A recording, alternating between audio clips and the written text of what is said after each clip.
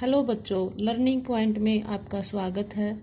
और आज हम इंडिया ज्योग्राफी की जो सीरीज चल रही है उसकी हमारी तीसरी क्लास है।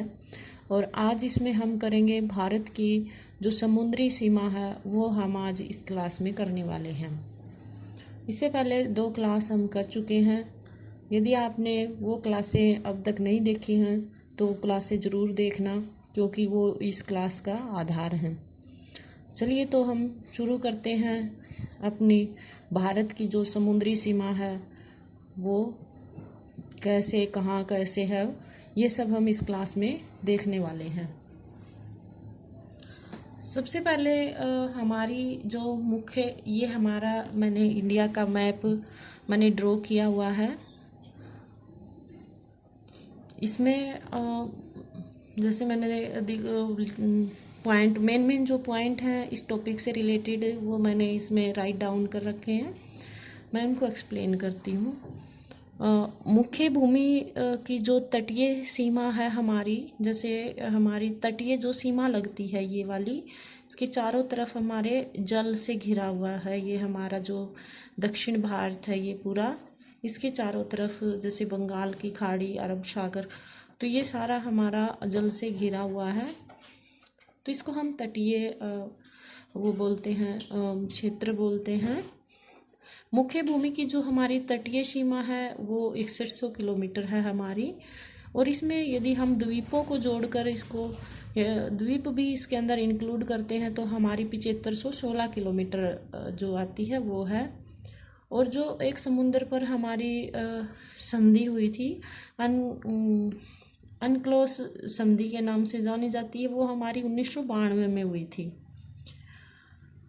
फिर हम देखते हैं सबसे पहले हमारी गुजरात की जो तटरेखा है, गुजरात राज्य की जो सीमा है वो तटरेखा से सबसे ज़्यादा गुजरात राज्य की सीमा लगती है। फिर हमारे कुछ ये दे रखे हैं, जैसे तट हैं हमारे, जैसे काठियावाड़ का तट हमारा गुजरात में है, महाराष्ट्र और गोवा में हमारा कोंकण तट है, कर्नाटक में हमारा कन्नड़ तट है, केरल से कन्याकुमारी तक हमारा मालाबार तट है, उड़ीसा में हमारा उत्कल तट है, और फिर तमिलनाडु में हमारा है कोरोमंडल तट। फिर ये आता है हमारा, मैं ये टॉपिक आपको डिफाइन कर देती हूँ। जैसे हमारा ये जो समुद्री जो तटीय हमारा जो क्षेत्र है समुद्र से लगा हुआ है, तो ये देखो ये यहाँ से इस तरह से कटा फटा सा क्षेत्र है, कभी अंदर है कभी बाहर है। तो इसको तो हम आधार रेखा बोलते हैं। जो ये आड़ी तिरछी जो रेखा बनी हुई है ये हमारी आती है आधार रेखा। फिर जैसे ये हम इसको एक लेवल में हम करते हैं, मान लिया यहाँ से इस बिंदु तक ऐसे हम एक लेवल में लेके आते हैं, तो इसके अंदर इस लाइन और इस लाइन के अंदर जो ये जगह बसती वो आंतरिक जल कहलाता है, हमारा आंतरिक जल होता है। तो इसमें हमारे कुछ क्षेत्र आते हैं, जैसे हमारा तटीय क्षेत्र है उसकी भी कुछ दूरी तक हमारा जो क्षेत्र, समुद्र में भी हमारा कुछ क्षेत्र होता है जिस पे हमारा अधिकार होता है। उसमें जैसे 12 नॉटिकल मील तक, इसको हम नॉटिकल मील में मापते हैं। जो 12 नॉटिकल मील तक हमारी आती है प्रादेशिक समुद्री सीमा।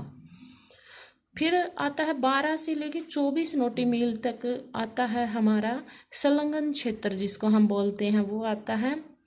फिर आता है 200 नॉटिकल मील तक, ये हमारी 12 से 200 नॉटिकल मील तक हमारा इसके ऊपर अधिकार है।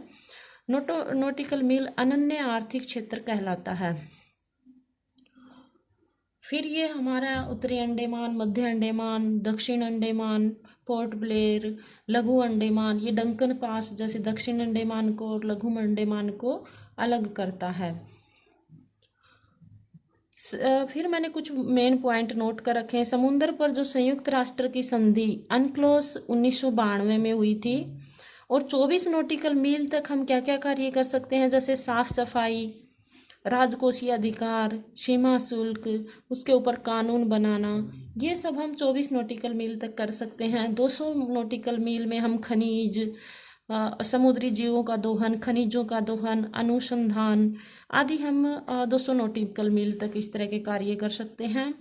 फिर हमारे कुछ चैनल हैं, जैसे हमारा 8 डिग्री चैनल जो है मालदीव को मिनिकोय से अलग करता है। यहाँ 8 डिग्री चैनल आता है हमारा। 9 डिग्री चैनल जो हमारा है वो लक्षद्वीप को मिनिकोय से अलग करता है। फिर 10 डिग्री चैनल जो हमारा अंडमान को निकोबार से अलग करता है। और निकोबार और सुमात्रा को ग्रैंड चैनल अलग करता है। ये मोस्ट इम्पोर्टेंट है, ये जो चैनल दिए गए हैं ये बहुत ज़रूरी है, मोस्ट इम्पोर्टेंट।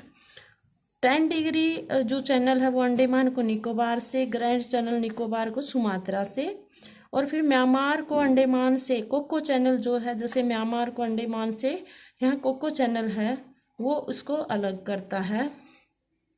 श्रीलंका को अंडमान से, श्रीलंका ये हमारा श्रीलंका को जो अंडमान से पाक स्टेट हमारा अलग करता है। मन्नार की खाड़ी जो है वो श्रीलंका और तमिलनाडु और श्रीलंका को मन्नार की खाड़ी अलग करती है। और लघु अंडमान और दक्षिण अंडमान को डंकन पास अलग करता है। तो बच्चों ये था हमारा भारत की जो समुद्री सीमा है वो क्लास 3। यदि आपको मेरी क्लासेस अच्छी लग रही हैं तो चैनल को सब्सक्राइब ज़रूर करना और लर्निंग पॉइंट के साथ बने रहना। इसे नेक्स्ट क्लास में कल फिर से लेके आऊँगी। तब तक के लिए थैंक यू।